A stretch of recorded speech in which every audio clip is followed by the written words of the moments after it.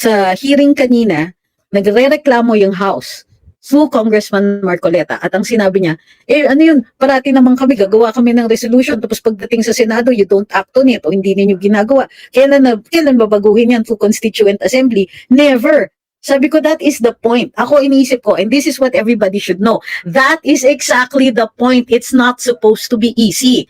Kaya dapat, ang primary, ang pinakamahalagang way, ang pinaka-importante at laganap, kumbaga most complete way para baguhin ang saligang batas is by a constitutional convention. Kaya yung Constituent Assembly hindi nga dapat madali yan. Kasi dapat kasama ang taong bayan. Yung Constitutional Convention, ito ay first mag-i-eleksyon. I-elect directly ng taong bayan kung sino yung gusto nilang kinatawan nilang uupo doon at mai-articulate kung ano ang gusto ninyong pagbabago. Okay? Pero hindi, gusto nila parati never. Have you noticed that Congress does not talk about a constitutional convention? Ulitin ko, bakit they never bring up a constitutional convention? Kasi hindi yung gusto nila yung mapupunta, di ba, ang mapopropose. Meron na silang gustong gawin. And they want to get our approval of it. Pero the only way that they can think of is lokohin tayo. Magandang gabi sa inyong lahat. Kumusta po kayo? So, hindi pa tayo nakaka-recover sa pasabog sa Davao nung isang araw dun sa supposedly prayer rally. Nagpa-press con na naman ang dating Pangulo. Ito na naman may bagong pasabog. Pero relax, hindi pa pala ganon. So, sabi ni Ayan, ang dami niyang baon na bala. Of course, ang sama ng ilaw. Of course, ang press con ng ating napakasipag din, retired na pero napakasipag ng ating dating Pangulo at ang sabi, kanina nag-press con siya. Isa sa nasagot niya, of course, yung fentanyl issue, syempre. So, in-explain niya, at tama naman siya, the issue is a prescribed medication versus, prohibited drugs. Kumbaga, so madali sa lagin yun kasi that was a very obvious knee-jerk reaction on the part of the administration, no? Dalawa lang naman kasi talaga yung sumagot, pero naman sumagot ang Pangulo, sumagot ang Speaker, hindi pa nga nakakahabol yung kanilang mga trolls hanggang ngayon, hindi sila makakibo masyado, or if they have, nobody's paying attention to them. So okay, let's not. Meanwhile, napag-usapan na naman ulit, of course, yung saligang batas. So, he also mentioned the First Lady at yung kanyang, that he didn't know her before, pero nag-request noon to make, wala kasing trabaho si Presidente noon si BBM noon, and she had alleged, according to President Duterte, former President Duterte, nag-request daw through Senator Bongo, through SAP Bongo, na gawing Agri-Secretary si BBM. And of course, binanggit ni former President na the reason hindi niya kinuha was because of his history of use. Okay? Then of course, he mentions later on, because napikon siya, so sabi niya, kung hindi nga daw magtitino itong administrasyon at mag-i-insist sila on, in his term was, tampering with the Constitution, then maghiwalayan na lang. So he's looking daw into the feasibility of an independent Mindanao. He's not talking about secession, he's talking about doing it legally. So, ano yung legally na yun? Hindi niya binanggit. 2 seconds. Ang legally na yun, hindi ko makita yung notes ko eh. What is legally? What is the legal procedure for this one? Guess. Diba? Ano yung guess ninyo? Paano? Ang sinasabi niya kasi was, kung hindi nyo titigilan, tampering with the Constitution, we are looking at the legal, at a legal means of declaring independent Mindanao. He said that they will do it legally, it will be by the book, but he's looking into it. He didn't say na, independent Mindanao, one Mindanao. No, wala siyang sinasabi ng ganon. Don't get excited. Abogado kausap nyo, abogado siya. And so he had to be very careful. Bakit? You have to stop doing that. He didn't do that. What he said was, he's looking into the possibility of an independent Mindanao.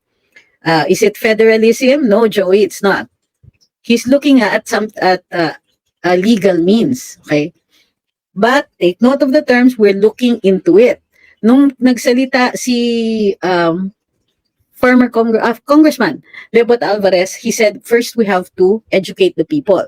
So, number one lesson siguro para sa mga sumusunod dito, we want to keep you safe. Huwag kayong maghikayat ng secession. Illegal po yan. Inciting to sedition yan. So, kung i-discuss ninyo to, discuss it using the terms that the former president used. Primarily, looking into the possibility and may condition precedent dyan. So, ano yung condition precedent? That is, if they don't stop tampering with the Constitution. Bakit? This is, you don't want to be the person responsible for the dismemberment of the Republic. Sabi ni Pangulo, he loves his country. So, I could see that he was very, very careful with his words. Okay? Sige, sabihin niyo pa yung Republic of Mindanao. Tingnan natin kung sino yung baka umulan ng investigasyon dito sa comment section. Okay? So, sabi ni Tej, madugo pag secession, ubusin tayo ng sabi ni PRD. Correct. So, stop. Huwag po kayong maghihikayat ng illegal. Ingat-ingat sa pagsasalita. Okay. That is why even before merong mga usapang federalism. Pero, what the President is saying, the problem first is about the tampering with the Constitution. Now, joke lang. Tingnan natin, sasabihin niyo, ay joke lang. Tingin niyo, defense yan? Sige nga, pag kayo ay nakaladkad sa hukuman, hindi natin alam kung magiging abusado pa ang gobyerno natin ngayon. So, tingnan natin kung iti-testing nila tayo din. Sa tingin niyo, available yung defense na, I was only joking. Okay? Sabi ni John, Davaoenyo loves the Republic but really sick of all this greediness from the North. And this is the correct characterization of what happened today. Tama si John. Take a bow, John. Ganda yung pagkasabi mo. What he's saying is that nakakasuka, nakakapikon, nakakarindi. Kasi sabi niya, ganito itong mga to. Tapos ang purpose ng pag charter change nila, para to perpetuate themselves in power. And dito ako natutuwa kasi parang napanood tayo ni Presidente Duterte. Bakit? Nasaan yung people? Doon sa pinag-usapan, nag-usap si Presidente. Kinausap niya itong si Speaker Martin. Kinausap si Senate President. And ano yung diniscuss nila? Ay, ganito, baguhin natin, ganito. Teka, nasan tayo doon? Where are the people in all of this? In all of their discussions, sinasabi nila, no, it's good for you, kailangan yung economic provisions, at chuchuchu. Nasaan tayo doon? At yun din ang sinasabi ni Presidente Duterte, former President Duterte. He's saying na, hindi naman para sa tao yan. Kayo lang ang nag-usap. Kayo tapos biglang nag-people's initiative kayo. So ano na? Bakit ganyan? Diba? Where is the... Tapos kanina, ewan ko kung nandun to kanina sa live natin, sinasabi was, nagre-reklamo yung House through Congressman Marcoleta. Ay, bigkat. Sabi ni Congressman Marcoleta, parating umihindi daw yung Senado, di never mangyayari yung Constituent Assembly. Sayang hindi na-discuss kanina sa hearing ni Senator Amy. Dun sa hearing ni Senator Amy, say hi. Oops. Ayan. Say hi. Okay, that's my other cat. Alright. Sabi niya, dun sa hearing ni Senator Amy kanina, sayang hindi na-discuss kasi dapat talaga mahirap baguhin ang saligang batas para hindi ganun kadali para dun sa mga tao nasa positions of power. Particularly, it's not supposed to be very easy for Congress to do it. Sinasabi nila parati daw silang tinatabla ng Senado. Ay bakit? Anong gusto ninyo ganun kadali? Kasi kayo yan. Version po. This is Barty. Ito yung si Bartholomew Cat. Bartholomew. Actually, cat ni Ahmed to So, ulit. Doon sa sa hearing kanina, nagrereklamo yung House through Congressman Marcoleta. At ang sinabi niya, parati naman gagawa kami ng resolution, tapos pagdating sa Senado, you don't act on it, o hindi ninyo ginagawa. Kailan babaguhin yan through Constituent Assembly? Never. Sabi ko, that is the point. Ako iniisip ko, and this is what everybody should know. That is exactly the point. It's not supposed to be easy.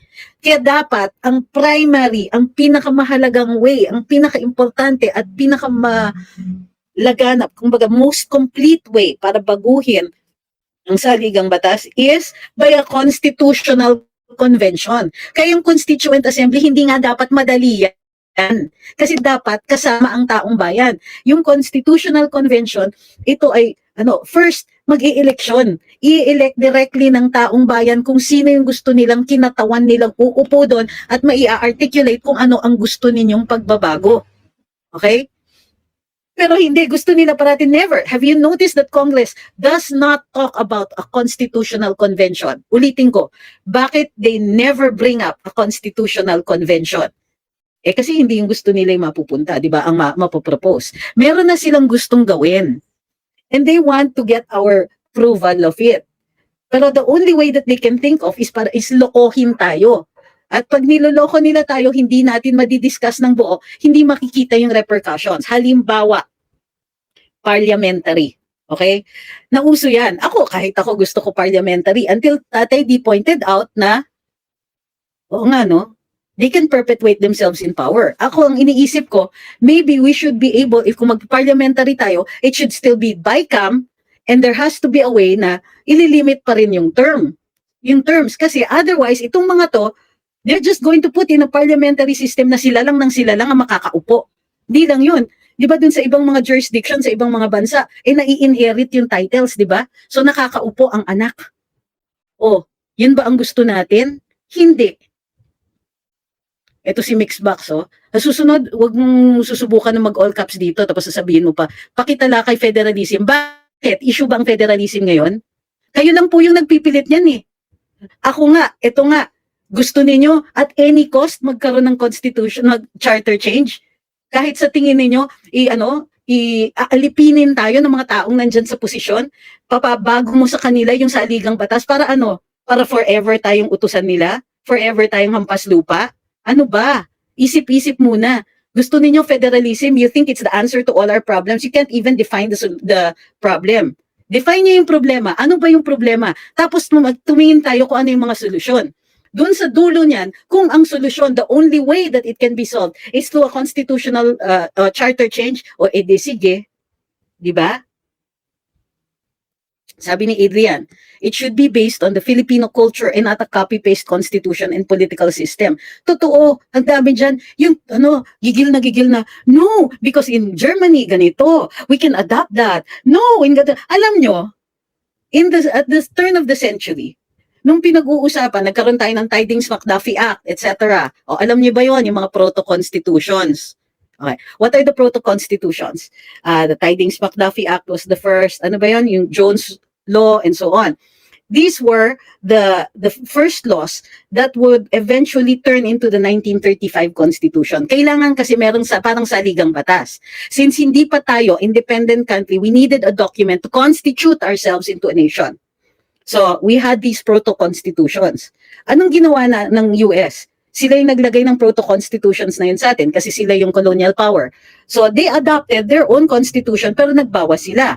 So, we have even our current Bill of Rights, most of that is copied from the US Constitution, but it has also inculcated to us the idea of individual rights. Dalawa ang rights na hindi nila binigay sa atin. The right to bear arms and the right to a jury trial. Bakit? Okay? Since very communal tayo, madali sana yung jury system. It would have worked for us. The problem is that it has evolved into a very expensive method.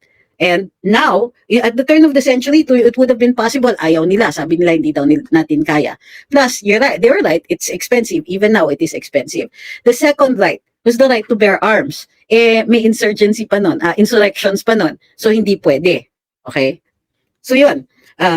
Later on, they had to evolve it and then we turned into a commonwealth. And we adopted wholesale yung presidential system. Now, we also adopted wholesale yung justice system. So, kahit ngayon, we have to keep adjusting our laws and the rules of court para mas angkop dun sa taong bayan. Mas angkop doon sa pinagsasabi nito. Sabi ni Robert Joseph Perez Garcia, ang konti nang nanonood. Darling, 69 lang ang nanonood kasi nandyan ka sa Luminous Group. Okay? Marami pong pages ito. May Luminous Group, may Trixie Cruz Angeles page, may Luminous page, may YouTube po at saka may TikTok. 2,000 po ang nanonood sa ngayon. Tumigil ka dyan. Okay? So, ngayon, nagsistruggle tayo in our own justice system. Okay? So in our own justice system, nakakalimutan natin yung ugali natin, yung kultura natin. Kailangan sinasama yan not just in our laws but also in our justice system. Okay?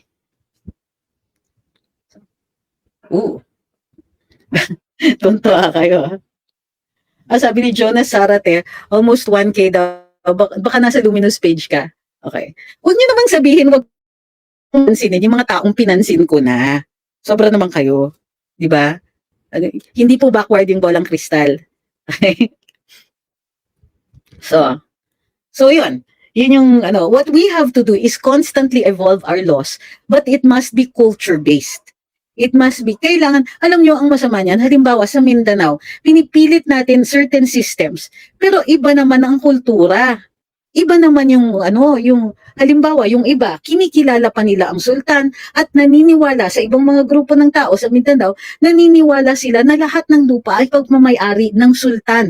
At sila po ang sinasabihan kung saan sila pwede tumira, saan hindi pwede tumira. Okay, so ganyan yung sistema, dumating yung torrent system. Sa tingin nyo, naiintindihan nila yon? Kaya nga nagkaroon ng insurgency dahil yung torrent system was not explained. Okay? Para sa mga nasa Mindanao, suddenly may mga influx ng immigrants from Ilocos, a few from the Tagalog region, and so on.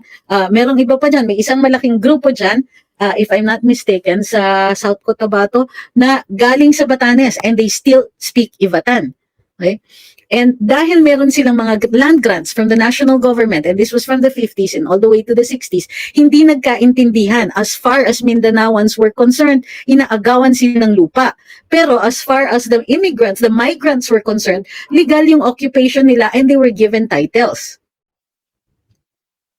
Sabi ni Red Pelorca, kung pwede lang bumalik tayo sa pre-colonial culture. Sinabi mo, I mean, there's certain things that are really to be admired. Unang-una, meritocracy sila. So wag tayong mag-iilusyon, mayroong loyalty in some groups, in some cultural communities, pero karamihan ng mga cultural communities natin ay meritocracy. Kaya hindi po tayo, kukunti yung concept of royalty natin mostly in the South. Okay? Yan, yung mga Bay-Alabi dyan. Meron bang nakikinig dito na Bay-Alabi? Tama ba yung pagka-pronounce ko? Tama ba yung pagkagamit ko ng title? So yun. Kaya nga nagsistruggle tayo even in our justice system na kasi nag-impose ang mga ng mga batas sa atin na nakasanayan na rin natin. Unfortunately, kahit sanay na tayo, hindi pa rin natin na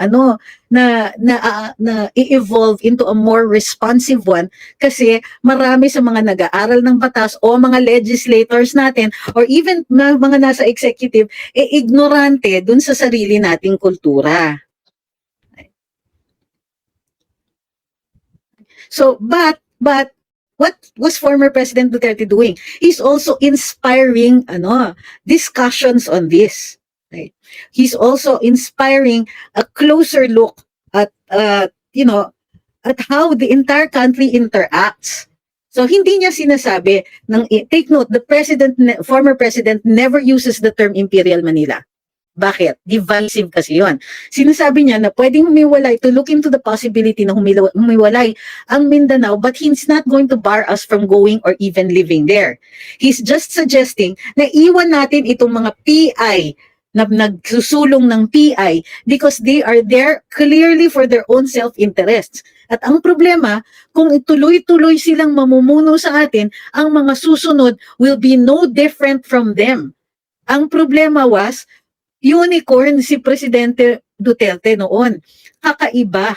Kasi we saw that he really tried to reform the system. He really tried to reform even the mindset of government officials and employees. Nung nagpalit po ng administrasyon, medyo parang yung ibang mga return of the comeback na ng mga opisyales, parang, wow, happy days are here again. Ito na naman po tayo. Balik na sa dati.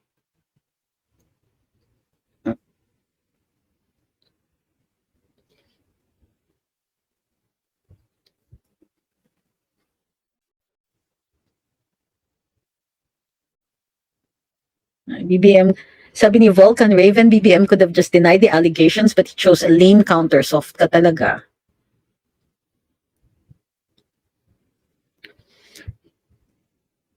Ito, sabi ni Merlin, si PRD ay naging daan para mabuksan ang kaisipan ng mga tao na ihinto ang PI.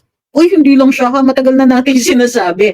In fact, nagtitimpi siya. Sinabi nga niya was that ang tagal niyang nagtimpi, ang tagal niyang nag-withhold na ng ng saloobin niya. Okay, pwede ba yung retorika nyo, bantay-bantayan ninyo. Okay, yes, to Mindanao, ganun. Sure, pag-usapan ninyo yung mga benefits niyan. But, like I said, ginagamit ito ni Presidente Duterte as a last resort. Umigil nga kayo dyan. Masyado kayong excited. Bakit? It's a threat and it only works as a threat if you don't want to do it right away, but that it is entirely possible. Eh kasi kung gagawin nyo din lang naman, eh, hindi na siya threat. Di ba? Ano ba? Ano daw yung timpi? Nagpipigil na, how do you call this? Holding back his words. Uy, pwede ba? Wag rin victim mentality. Matagal na kaming naaapi dito sa Mindanao. Laki ng contribution ng Mindanao, pero di naman ganun kalaki ng budget na napupunta sa amin. Not until Tatay D became president. I'm sorry, ma'am, that's not true. That's not true. Under Gloria Arroyo, I didn't like her as president, but binaliktad po yung yung pyramid nun. It's not true. Because I was commissioner of the NCCA from 2004 to 2007, and the budget for my subcommission was bigger talaga for Mindanao, and it became a practice. So wag po ninyong lahatin. Examinin niyo po muna yung budget.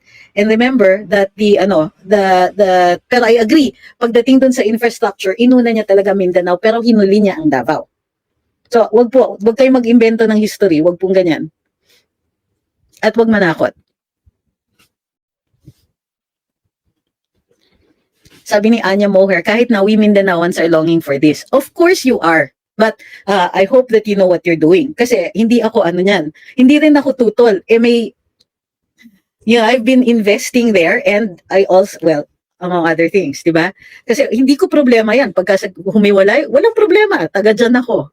Di ba? I grew up in Sulu. So, wag mo akong sabihan na we Mindanaoans, ha? Kasi marami akong tinirahan dyan sa Mindanao. And I also own property there. So, let's not go there. Okay, my point here is I don't want a divisive language. Kasi kahit si Presidente Duterte, sinasabi niya, last resort ito. Para sa akin, I agree that there must be some kind of autonomous region talaga for Mindanao. Pero tingnan niyo, ang ginawa nila is only an autonomous region for Muslim Mindanao. What about the cultural communities who deserve autonomy as well? Hindi nagtiis ang nagtimpi, nag-hold back. Sabi ni Popoy, I think kailangan na ng Senado at Congress to have our Philippine cons have a regular visit and review sa naaangkop na current state ng bansa. Hindi, ito yung tanong ko. May mga representante kayo na taga dyan. Anong ginagawa ng mga representante ninyo na hanggang ngayon iniisip nyo pa rin na inaapi kayo? So, let's say, Senate President Mig Zubiri is from Bukidnon. What is he doing that isn't satisfying you guys? I mean, what is he not doing kaya hindi kayo satisfied? Diba? Nagkaroon na ng presidente na taga Mindanao. Bakit hindi pa rin kayo masaya? Bakit masasabi ninyo na kulang pa rin? So, yun po yung natin. That should be our mindset. That should be our we don't say na ayoko, gusto ko talaga humiwalay. Bakit? Ano yung problema? At ito ba ang solusyon? Kung yan ang solusyon, go, by all means, go. What is the problem? Now, so pag sinabi mong women Mindanaoans, bawal mag-immigrate dyan. So, are you going to say that you're going to discriminate against those na sinasabi ni Presidente Duterte na sumama kayo kung gusto ninyo? So, this means that the rhetoric is going to be all of us against each other. Yan ba yung gusto ninyo?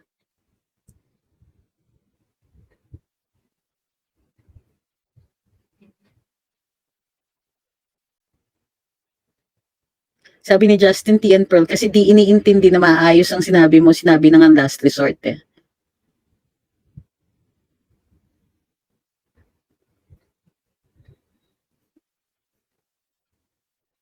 Why should there be a distinction? Why? Will you have priority over something? Yung mo sabihin, pag kunwari, dyan na ako tumira because I grew up there.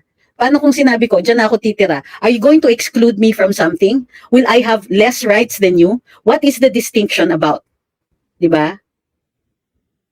So, no, the reason I'm discussing this is because there is one danger here. The danger is that we will stop looking at it as a last resort and then agitating for it, and then you'll be disappointed when it doesn't happen. Diba? And that's how insurgencies are born.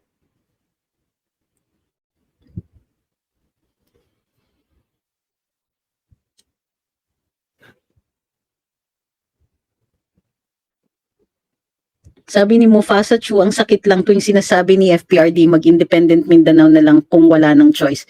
Kaya dapat kapit-bisig talaga tayo with the Dutertes kasi paano na lang kami from Luzon at Visayas na gusto ng maayos na pamamahala. That means we have to fight harder against charter change. Kasi yun po yung premise ng sinasabi ni Presidente Duterte. Kung hindi magtitino, kung hindi titigil, ang problema niya kasi is wala nga daw oposisyon. Everybody is still looking to him na maging oposisyon. And he keeps telling us, retired na ako. Wala daw tumitindig. So sino magiging oposisyon para sa atin?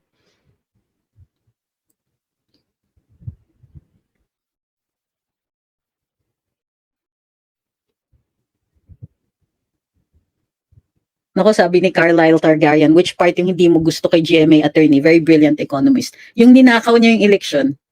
Okay na? Oh, I fought that hard. Yung nagkudeta siya kay ERAP. Yes. I don't care how brilliant you are, but if you supplant the voice of the people with your own desires, no. Ito, sabi ni John, let the old man rest. Uy, we need smarter politicians to fight for us. Huwag naman rest over ka. Let him do what he wants to do. Yung, pwede naman siyang pandit eh. Pwede naman siyang yung every so often, he'll give his opinion and it explodes like something in the room. Diba? Like a huge firecracker in the room na nagkakagulo tayo. Which I think is, something that he's very, very good at. Sabi ni Ireneo de la Paz, I am sorry, that's why.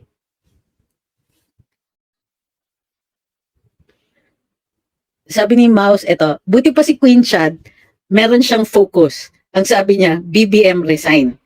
Which I think is also a good hashtag ha. Bakit?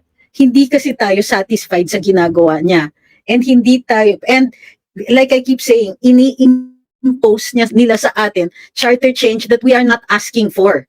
Eh okay sana kung ang gusto natin yung sinusulong nila. O halimbawa, federalismo nga. Sabihin na natin, gawin natin na first state of the Philippine Federalist Republic ang parts of Mindanao. Kayo nang bahala which parts. Kasi hindi naman homogeneous ang buong Mindanao, di ba? Iba-iba din talaga. So, I would be very happy to have a constitutional convention para ma-identify natin yung mga lugar and identify kung bakit ito ang sagot sa mga problema. Di ba? Thank you, Queen Chad, for reminding me of what this is all about. Okay? Alam nyo, sa totoo lang, distraction din itong mga itong mga what to change. First, i-oppose natin yung change na gusto nila. And if we want to change it, isulong natin yung Constitutional Convention. Kasi pag pinag-uusapan natin ang pagbabago ng saligang batas, there are 3 things to consider in order. Number 1, what is the problem? And is the solution charter change? Okay. Number 2, how are we going to change the charter? Diba? Hindi yung basta sabihin lang ng mga kongresista, ay tara mag-constituent assembly tayo. Ngek, kala ninyo si Disuerte? And then third, of course, yung dalawang yun, what to change, how to change it, and then after that, details na yun, wording, and so on. Sabi ni Ibrahim Binos, pwede ba yung BBM resign? Yes, of course, botante tayo. Sabi ni John, yung Chacha na distract na tayo sa mga budget ng Congress na nilustay. Pero, tama ka naman dyan. Pero, kailangan i-oppose pa rin natin yung Chacha kasi hindi lang magiging permanente yung MOOE certification, liquidation by certification, but baka lumaganap pa. Diba? Sa totoo lang, minsan iniisip ko, we need a reset. And I think the reason the charter change is so popular is because people think it's a reset.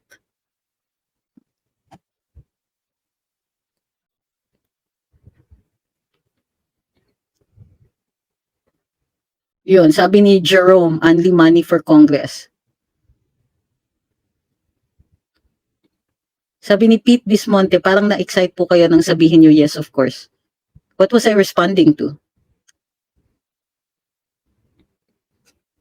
Sabi ni Mac, I hope we can learn from Malaysia's parliamentary federalism. Culturally diverse, yet meron silang systematic change of datus. Yes, yes. Which act as president, national issues, which changes every 6 years. Maganda nga yun, yung revolving sultanate, di ba, ang tawag nila? Or something like that. Sabi ni Ness, sa totoo lang, ang kapal ng mukha ni, alalahanin niya, hindi sila makakabalik sa inuupuan niya kung hindi dahil kay Tatay Digong. Ilang presidente ang dumaan, nalibing ba ang tatay niya? Walang utang na loob, dapat mag-resign talaga siya. I like how focused you are. Sinong kausap nitong si Hudler Hadley? Economic provision nga lang, di kayata nakakaintindi ate, paligoy-ligoy ka. Ako yung di nakakaintindi? Saan to galing? Pakibalik nga dun sa ilalim ng bato na pinanggalingan nito.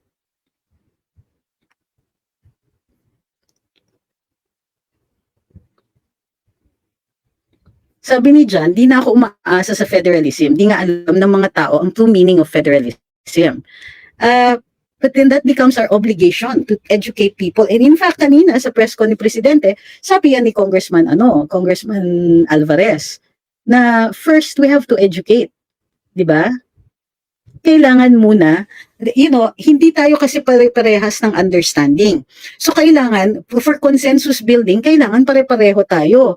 Now, grabe yung educational system natin. Sa totoo lang, I blame the yellows.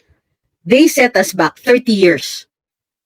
Walang pagbabago, lumala ng lumala, they didn't even bother to catch up on schoolhouses. I'm sorry para dun sa mga dilaw na nakikinig dito, pero sa totoo lang, kasalanan ninyo to. Hindi talaga ang hirap humabol. Ilan ang hinahabol ni VP Inday ng mga schoolhouses? And we're just talking about infra. Now, yung problema sa textbooks, ang hirap talagang lutasin. Yung mga sindikato dyan, I mean, the reason why VP Inday can make radical changes in the Department of Education is dahil Vice President siya. Kung ordinaryo na sekretarya lang, o kalihim lang ang nakaupo sa EDUC, nasabi ko sa iyo, inintriga na siya ng mga sindikato dyan, tanggal na yan. Which is what the syndicates do every time secretary tries to change the system. So what do we have? Substandard books and even less learning. Kaya every year, sinasali natin ang mga school children natin into the, yung ginawa ni Sec Liling last admin, pinapag-exam sila to see how we stand with other countries, to see kung saan tayo kinukulang vis-a-vis world standards. And sinasabi ko sa inyo, ang layo natin. Kailangan pang ihabol yun. So, in addition to educating those who are already in the workforce, those who are already nabotante dyan, we also have to play our own part. Hindi pwede yung pasarap lang, hingi tayo ng hingi, tapos wala tayong obligasyon. Sa tingin nyo, bakit nandito ako? And I'm glad that you're here. Because this is part of our obligation, not just to learn and to educate ourselves, but to help bring awareness sa iba nating mga kababayan. Hindi pwedeng tayo na mas may alam ang gagawa ng desisyon para sa lahat. Hindi pwede yung mga taong, kaya nangyayari, mga kongresista, mga nakakaupo, o sino sila, mga may pera na. So we have created a class of people who have money and who have power and who think that their children should inherit the same privileges. Okay? The more people there are who are aware of this problem, the more there are people who will spread the awareness. Ayokong sabihin educate others kasi ibang usapan yun eh. At saka it's condescending. Ano yun? Parang speech ni Boss Saluneta? No, ma'am. Makukulong ba daw si speaker pag napatunayan na siya talaga may pakana ng PI? Unless nang e-estafa siya, ha? So, no, ma'am. mababago lang po, mababaliwala lang po yung inumpisahan sa People's Initiative. Sabi ni Mau Stopover, ano po ba ang laman ng economic provisions daw na alternative ng PI ng Congress proposal? Tatanggalin sa mga nationalized and protected industries yung advertising, education, which is protected by a separate provision, not necessarily economic, and gawing permanente yung Public Utilities Act. Yun po. Thank you kay Michael, nagpaulan daw siya ng hearts. Sabi ni user, pwede ba move to vacate the Speaker of the House? Sir, kasi ang nag-elect ng Speaker of the House yung Kongreso.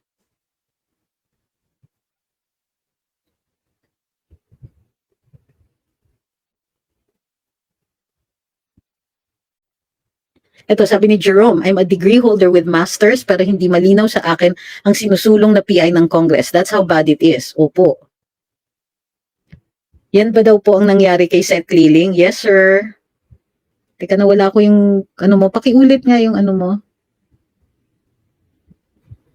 Sabi ni John, meron din kasi sila, well, yeah, ito ay base dun sa sinasabi ng ating dating Pangulo. Ang sinasabi niya is, base dun sa impormasyon at wala namang tumututol talaga at narinig ko din yung impormasyon na yun, babaguhin yung terms ng presidente at saka House of ng mga representante, bali, from 3 years to 6 years or how many years. The president, yung siniserve niya ngayon plus for re-election and then possibly another re-election. Kakaloka. Sabi ni Noor, alam niyo po kung bakit nagugustuhan ng marami ang style ni Duterte kahit di nila maintindihan. May mga vloggers or bloggers nagpapaliwanag like, uy, Attorney Tricks, at iba pa to educate and understand. Kay PBBM wala, kay Bopols tayo, kay FPRD maraming nagpapaliwanag. Andyan si Attorney Harry Roque, Sal Panelo, ang daming tumulong at concern sa mga sinasabi ni FPRD. Kaya tayo tuloy-tuloy ang suporta kay FPRD kasi andyan sila para sa ating pagpapaliwanag. Thank you so much. Nahiya ako bigla. Thank you, ma'am. I don't think I deserve all that. Marami pong mas magagaling sinasas po. Sabi ni Arvin, dapat makulong si Tamba para walang gumaya. Ang problema po, kailangan kasi, para makulong ang isang tao, kailangan may criminal law for that. Wala naman pong batas na nagsasabing, dun sa, sa RA 6735, hindi po wala pong penal provision yun.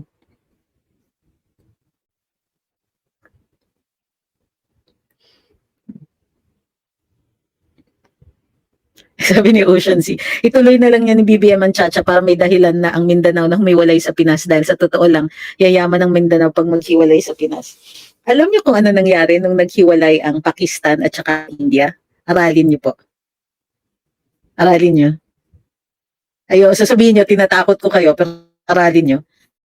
Mga bansa na nagkaroon ng gano'n, nagkahiwalayan, aralin niyo. Pero meron naman success story.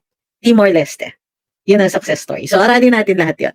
So, saan yung mga successful, saan yung yung mga nagiging problema nila, and so on. Mabuti na yung handa, di ba? Sabi ni The Jacques Wong, kung di gumana ito, Tambi will just get out free kahit na he spent people's money on this kasi hindi naman bawal, tama po ba? Wait, iba ang usapan pag people's money. Kasi right now, wala pa akong ebidensya na, na people's money. Kasi doon sa Senate hearing, may nag-claim na siya yung nagbayad ng ads. Okay? Pero hindi pa maliwanag kung saan nanggagaling yung pera for the rest of it. Pero kung mayroong ebidensya na gumamit ng people's money, yun po ay graft. At kung more than 50 million, plunder. So, meron. Hindi, bakit mo naman sasabing hindi bawal? Ginamit mo yung term na people's money. Ang sinasabi dito ng previous question was not about money, pero na Congress initiative siya. Sabi ni Jopet, if may charter change, no way na ang mga politicians ang magbabago o paggawa ng ating constitution. No way na ang mga politicians ang magbabago o gawin ng constitution. Gagawa lang sila ng bagong constitution na beneficial sa kanila. Dapat kon-kon. Okay. Ayun. Para sa akin, bakit dapat kon-kon? Okay. Meron tayong ilalatag kung ano yung mga solusyon sa ilang mga problema natin. So, ang suggestion ni SAS, na pag-usapan namin ni SAS dati is mag-identify tayo ng certain regions na magiging parang laboratory experiment natin in federalism. Doon, umpisa natin, bibigay natin lahat ng pagkakataon. Yung economic opportunities, infra, and so on, ipayagan natin sila. Tapos, kung kunwari, meron pa silang mas kailangan na, ano ba yun, meron silang support pa na kailangan, o we let them decide kung ano yung rules para doon, tutulong tayo para doon sa kanilang needs pagdating sa international relations and so on. Pero pag federalist, all international relations is still national. The army is still national and so on. So, dito, ang PNP will still be national. Sa atin dito, education is still national. Pero para sa akin, pwedeng dagdagan dapat ng local. Okay? So, maggawa ng, and the only way we can do this is through charter change. So, para sa akin, why don't we, yun ang isulong natin. Yun ang gawin nating cause natin. It's not that we don't want charter change, but these politicians are only talking about those things that directly benefit them. Tayo, ang iniisip natin, kapakanan ng bayan. And ako personally, I would like to consider certain areas in Mindanao that could be considered part of this experimental state. Diba? Gawin din natin for ang BARM, meron na silang rules. So tignan natin rin, as BARM evolves, kung it succeeds, diba? Meron ding iba na gagawin natin na experimental state, kumbaga, and let's see how it succeeds. And then, pwede na natin yan, we can go for another charter change to identify the other states.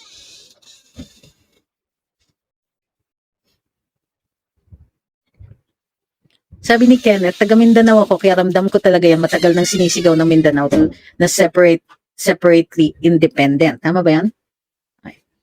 Sabi ni Jay Sams, kung na-maintain lang ni BBM si Attorney Vic, baka meron pa siyang tagapagpaliwanag at may mag-advise. Salamat ha. Galit ka ba sa akin? At may mag-advise sa kanya ng maayos. Ngayon kasi yung mga nasa cabinet niya, mga taong wala naman dati nung nakikipaglaban sila. Parang, oo nga, no? Galit ka nga sa akin. Sabi ni Aisha, di ba pwedeng i-amend yung batas na makulong ang gaya ni Speaker nag-initiate? Pwede naman po, ma'am. Actually, kasi yung batas, hindi nga kumpleto, sabi ng Korte Suprema. Di ba? Sabi ng Supreme Court, kailangan dagdagan pa. So, what's to stop the legislature from putting in a penal provision? The only thing is their self-interest. So yun pa, isa pang problema natin yun. Minsan iniisip ko, it's not the system that's wrong or that's problematic. It's the people. Diba? Sabi ni Sir Nan, there's a silver lining sa mga pangyayari dahil maraming ganap na tutuon ang atensyon ng mga tao, more avenues for discussion, eventually possible magkaroon ng real cha-cha. Totoo yan.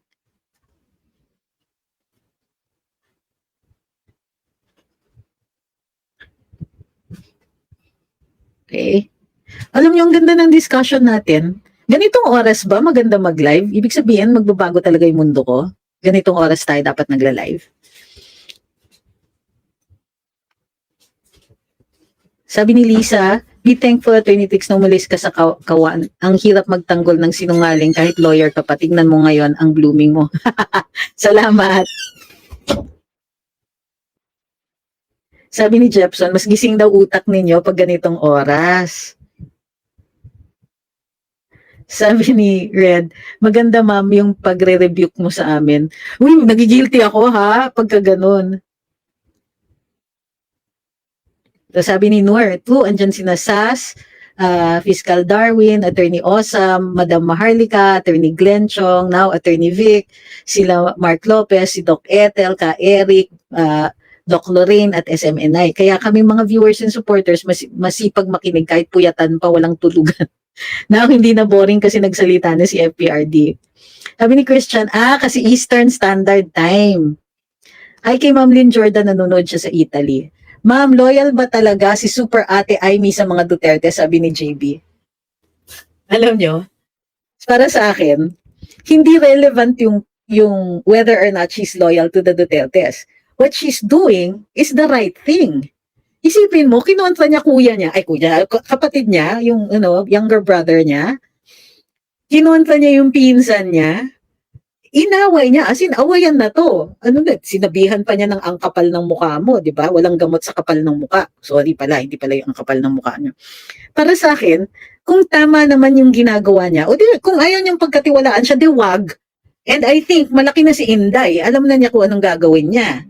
Malaki na din si Pangulong Duterte. Sa tingin niyo ba, ganun sila kadali maloko? Lalong-lalo na in this issue, si Senadora Amy ay close both kay Duterte at saka kay former president at saka kay VP. So, sabi ni Shirley, sino pwede mag-initiate ng impeach BBM para matanggal siya kahit manawagan ang maraming tao, deadma lang yun kay PBBM kasi di papayag si Lisa. Sinabi ni Presidente rin kanina, former President kanina sa kanyang press con, ay malabo yung impeachment kasi numbers yan, binubusog nga ang mga kongresista according to former President.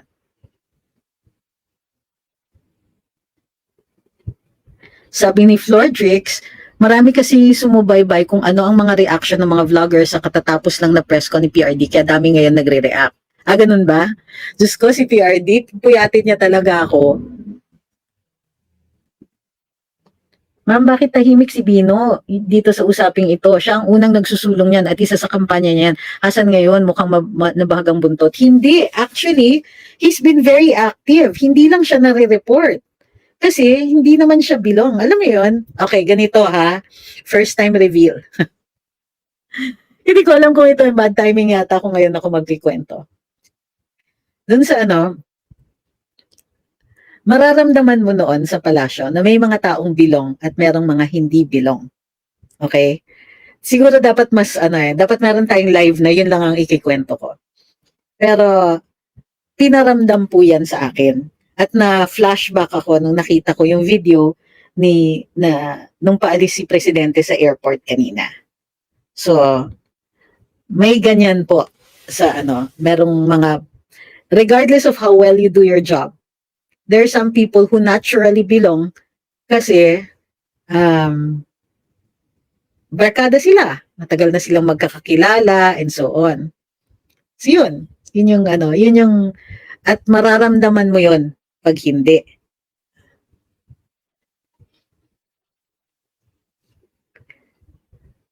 Sabi ni Jay, tulog daw kasi yung mga trolls kaya maganda yung diskusyon. Ang galing, oo nga naman Hindi kasi dito, yung mga sanay dito na tumambay sa Luminous, pati dito sa sa ating sa TikTok nasasanay na din sila. Sabi ni kumbaga, yung diskusyon natin kahit yung maangas o kaya asaran, tayo, hindi tayo napipikon. Pagka may napikon, alam mo kagad na unang-una hindi kayo sanay. Pangalawa, hindi talaga kayo masyadong makaduterte kasi dapat sanay kayo sa pikunan views. Sabi ni It's Me, Adi, sa inyong palagay po, posible po ba mag-people power if makulong si FPRD? Hindi ko naiintindihan kung paano mangyayari kasi yung makulong siya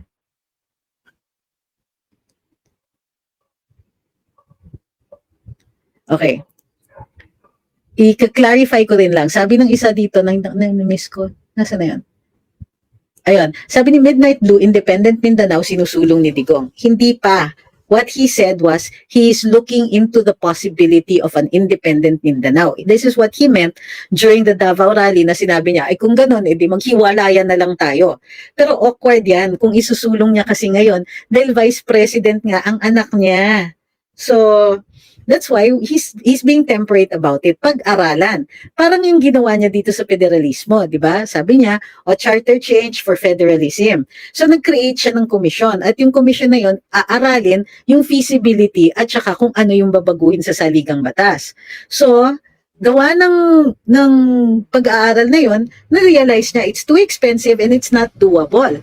So he's going to do the same thing with dito sa independent or Mindanao. He's looking into the possibility kung feasible yon. How he feels about this because syempre unang-una, hindi nakikinig yung mga lintsaki na na leaders natin. At alam niyo yung parang bingi. Yung alam na nila na may problema, alam na nila yung hinihiling natin sa kanila, pero tutuloy pa rin nila yung charter change.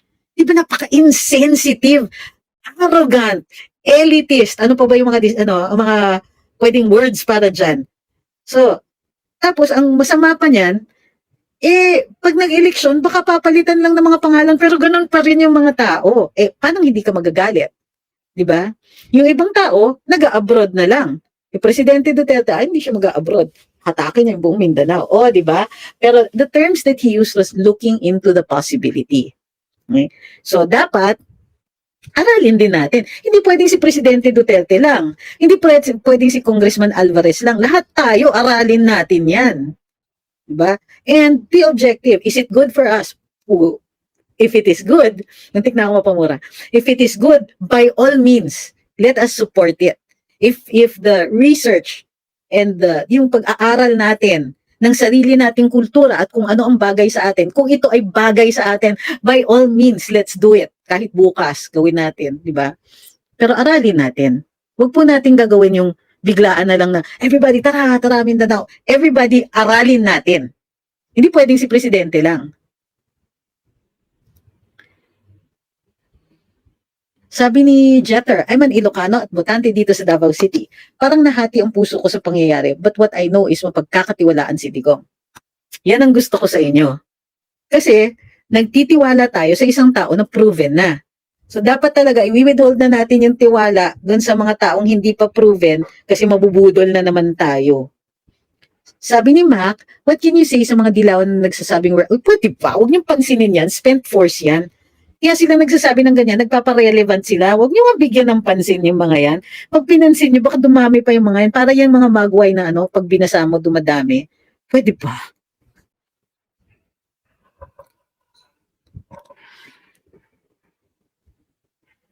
As a Mindanaoan, I got excited by the prospect of an independent Mindanao. But after listening to you, I feel bad about my fellow Filipinos in Visayas and Manila who do not deserve to be left.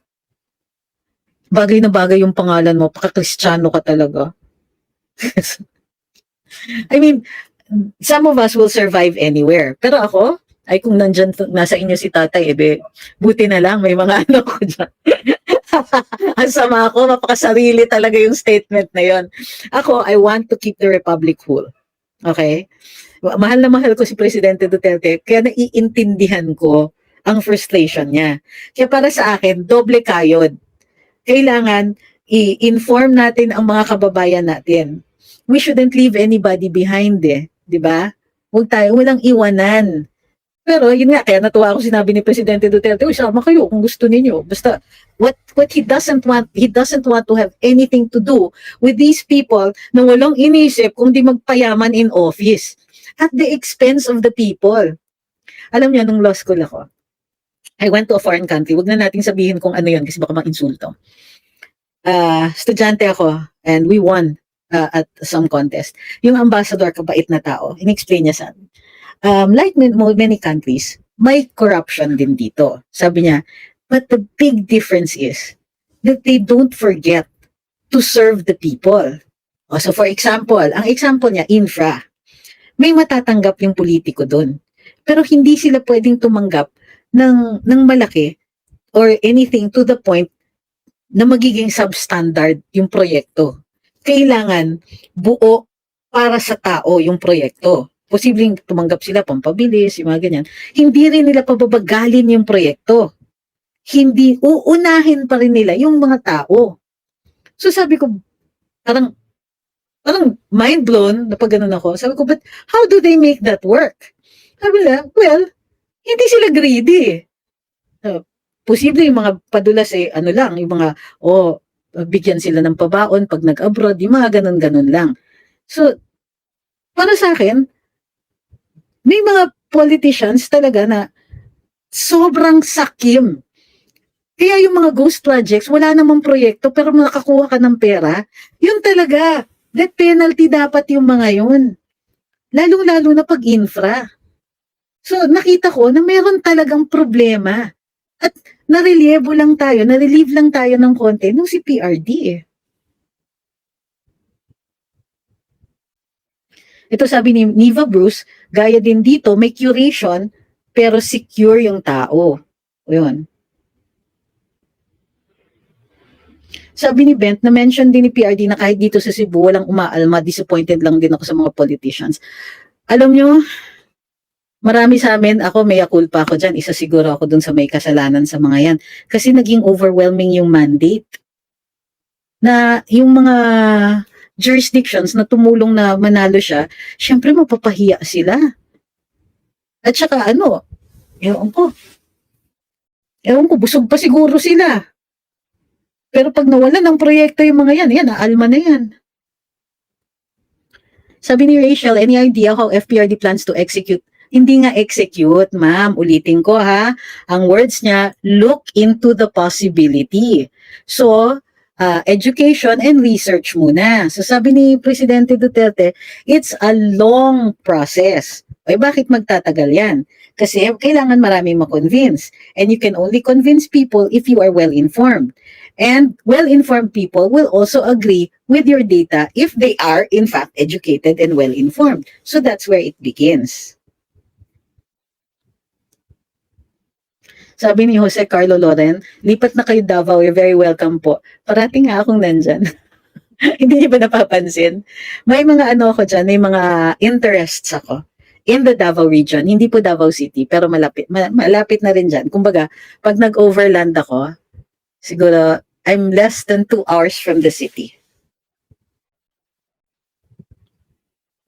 Sabi ni RL Jr., sorry for this, di maiwasan mapadpad sa karambola, nag-iba na ihip ng hangin. Yung viewers, toxic na masyado, unlike here, nagkakaisa mga viewers, 1.3, only you, sila 1K lang, nananaboy pa. Aray.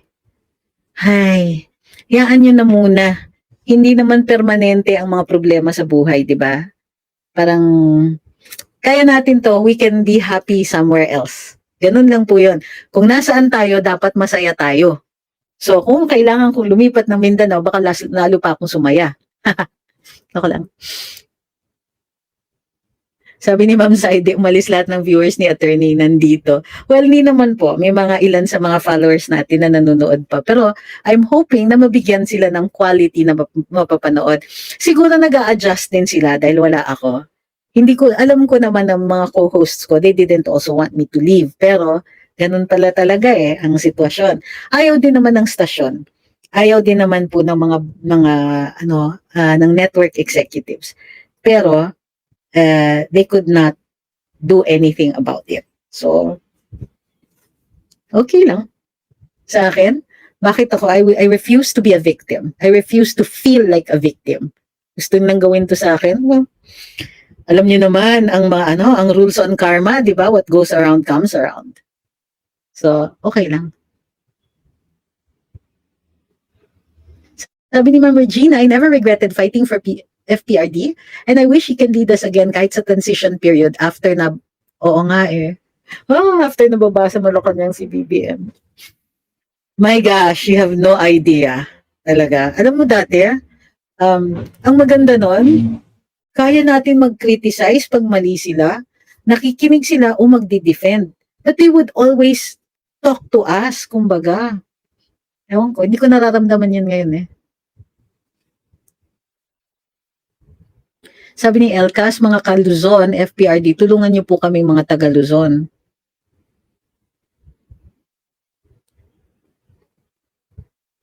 Sabi ni Stormy, kung ako politiko, mag-invest ako sa feeding programs kaysa gumasta ng 55 million sa Chacha. Alam niyo ma'am kung bakit hindi sila nag-i-invest sa feeding programs, lalo na para sa mga bata? Because children don't vote. Sabi ko nga, but their mothers do. Their families do. Iba po yung ibig sabihin ng First Lady, Ma'am Saide. Naku, kay Daryl na lang kayo magpakwento. It's embarrassing. Sabi ni Domingo, isang napakagandang infra ng Duterte admin sa Mindanao ay yung kalsadang tagusan sa lahat ng mga bayan. Yung Mindanao Rail, sir. Alam nyo, super excited ako nun kasi pupunta akong Tagum. Sipin nyo, Tagum to Davao City tapos to Digos. Yun yung umpisa ng Mindanao Rail. Bad trip ako doon ha. Totoo lang, bad trip ako.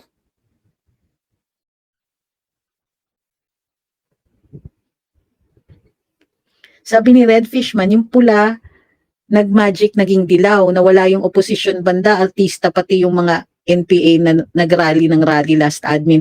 Lalo yung mga media na hanap ng butas na foul na magbalita kung kailan magulo. Pero alam nyo, ang tingin ko, may kulang sa sinabi ni Presidente Duterte, former President Duterte. Sinasabi niya, walang oposisyon. Mali, sir. Walang politiko na oposisyon. Pero ang taong bayan, oposisyon, nag-o-oppose. Ang problema nga, wala tayong representante sa Kongreso na magpuprotekta o magsasabi kung ano yung hinaing natin. Meron ba kayong narinig recently na nag-privilege speech para sa atin? I don't, you know what, personally, I don't feel represented in Congress or in the Senate at all. Zero talaga. Sorry. Andyan nga sina Senator Bato, sina Senator Go, at saka si Sir Robin. Hindi nila na-articulate yung kailangan natin. Hindi sila natapalan. Pero siguro dahil sobrang minority sila, kukunti yung naisusulong nila.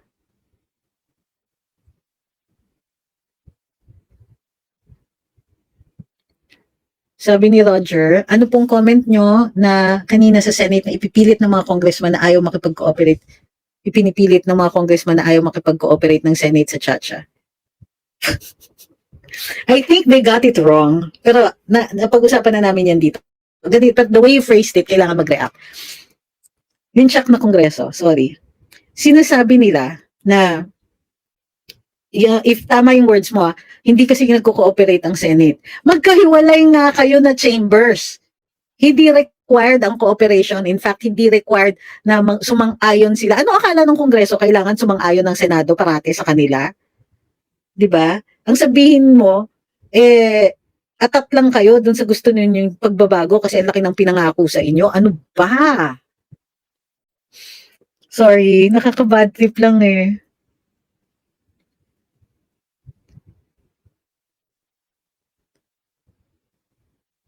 Sabi ni Sir Kenneth, as Mindanaoan, meron talagang leadership group ang Mindanao, kaya possible yun.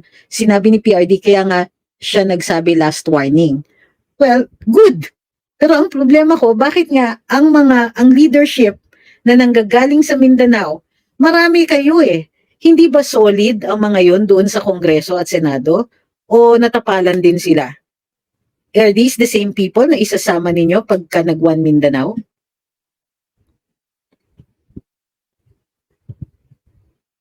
Sabi ni Roland, working in offshore, nabudol nga tayo ng mga dilawan, oil and gas natin.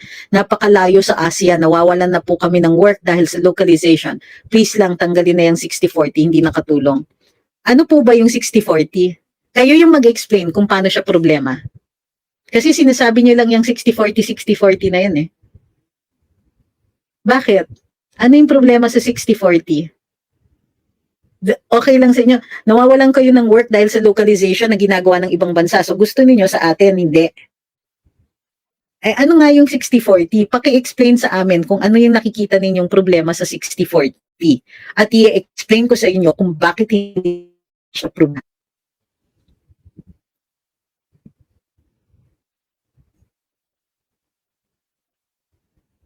Sabi ni Vince, may proyekto sana dito sa Zamboanga hanggang feasibility study lang. Yet isa kami sa richest cities. Para nga ba sa economic revision? Ngayon, same problem pa rin ang nangyayari. Parang nga ba kasi yung economic provision, hindi naman kasama yan eh. It's not about whether the locals will get anything. Sa totoo lang, yung foreign direct investment, lahat naman hindi nagkakaroon. Well, hindi yung, not because kulang ang batas natin.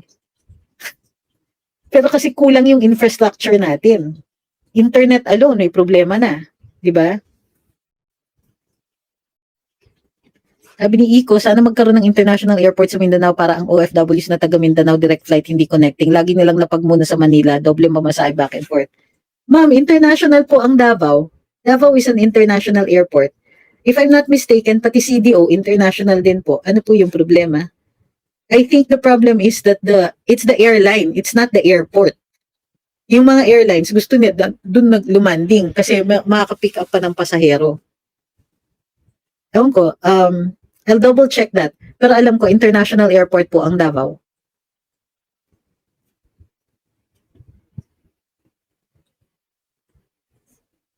Sabi ni Pons, they had their turn. Bakit sila nanggugulo? Sila nanggugulo. And you? And you? And you? Anong and you? Ako? Nanggugulo ako? So he has to divide the whole country. Just remove PBBM but not destroy a country. Valid opinion. Actually, valid yan. But think of it this way, Pons. It's a warning. It's a warning shot. Kumbaga, kung hindi magtino ang liderato, they're going to rule over a wasteland. So, pakatino sila o suffer the consequences. By the way, this is legal.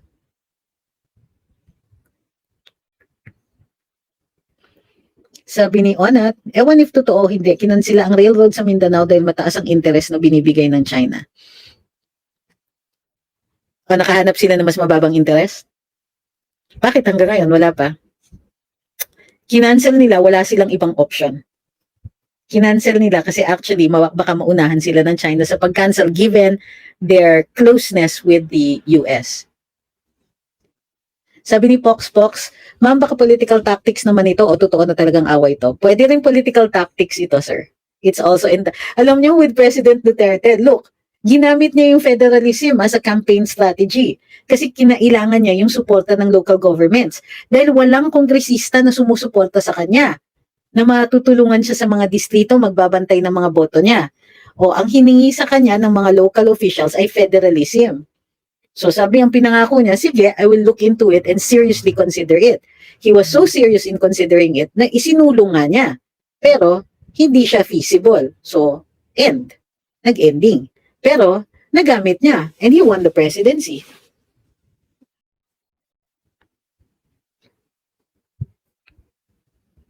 Okay, last few questions. Medyo matagal na tayo. Mag-live naman tayo rin bukas pero siguro matutulog ako ng hapon. Ay, shucks, may meeting ako. Nakalimutan ko, dami ko palang meeting bukas. So, malamang gabi nga ang ating live bukas. Sabi ni Kenneth, but iba usapan na pag nag-give na ng Compass si PRD kasi yung mga moral leaders at ibang leaders in Mindanao nag-meeting din yan kaya nung tumakbo si PRD, same pa din, One Mindanao Group. Oo, pero did they ask for that? Well, sa bagay, nakuha nila yung autonomy nila. Tama rin. Pero yun kasi feasible yun. Matagal na pinag-aralan yun. Yung iba, hindi siya naging feasible. Kasi nga, even if with the One Mindanao, you will need a, kung legal kung legal means, it will still be charter change.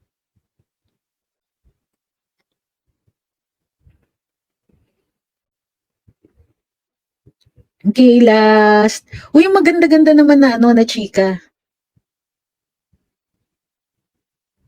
Sabi ni Maloy, thank you for accompanying me during the night shift. Uy, thank you for accompanying me.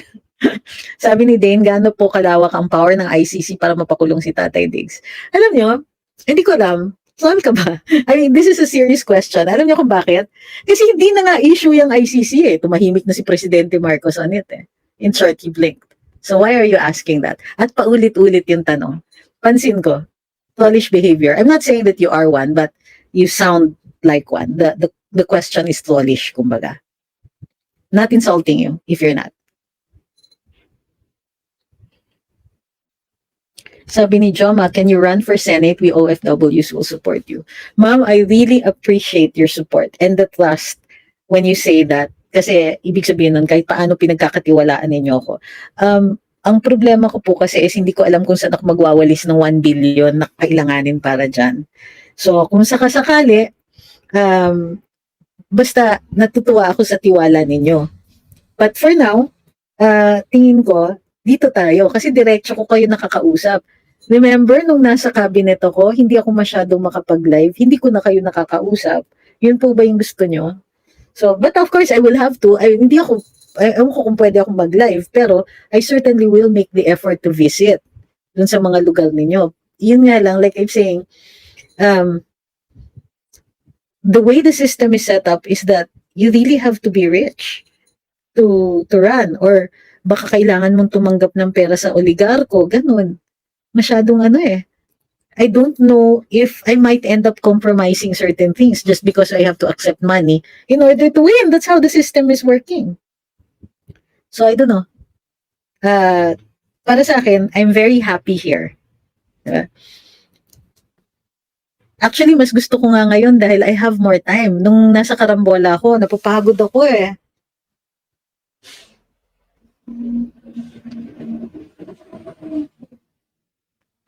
Sabi ni Ina, mas okay na wala ka sa public office kasi mas napapaliwanag mo ang mga bagay na di namin naiintindihan. O, tsaka hindi ko kailangan protektahan yung administrasyon, di ba?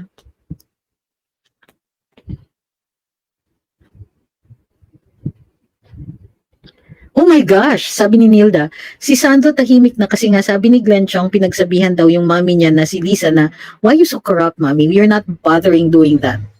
Alam pala ni Sandro corrupt mami niya. Ooh, I don't know about that. But what I do know is that when I met Congressman Sandro, he seems to me very, how